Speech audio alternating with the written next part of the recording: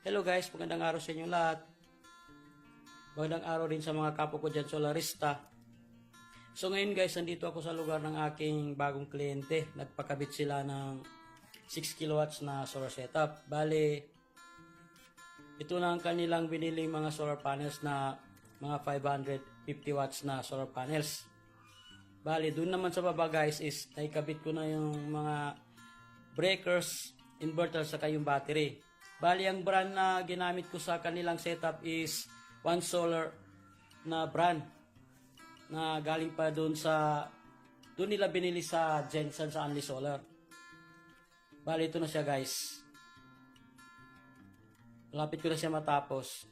So, ito na siya guys. Naikabit ko na lahat yung mga wirings niya guys at saka yung SCC niya. Bali, itong inverter guys is 6 kilowatts na inverter, tapos meron siyang MCCB breaker, meron siyang SCC na 60 ampere na One Solar brand. Tapos yung kabuuan itong setup na to is One Solar lahat, pati na rin yung battery. Bali, ang battery na ginamit is 51.2 volts dahil itong setup na to is 48 volts na solar setup. Bali, ang kanyang itawag dyan yung kanyang nominal voltage is 51.2 volts.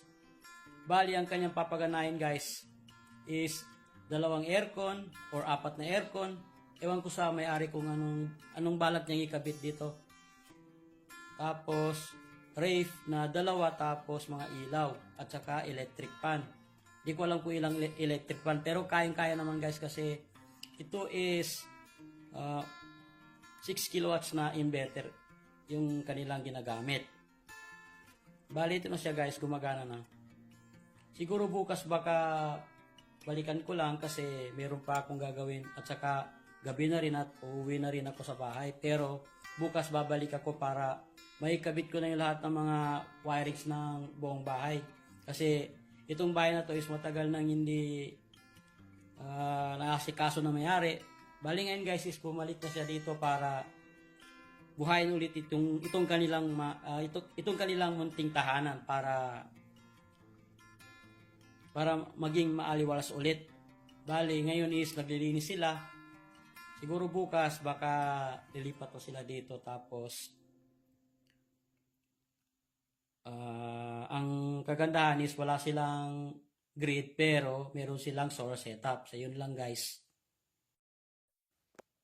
Sa mga gusto pa lang magpakabit dyan ng solar setup, pwede niyo akong kontakin sa aking Facebook. Tapos meron din akong cellphone number na pwede niyo tawagan.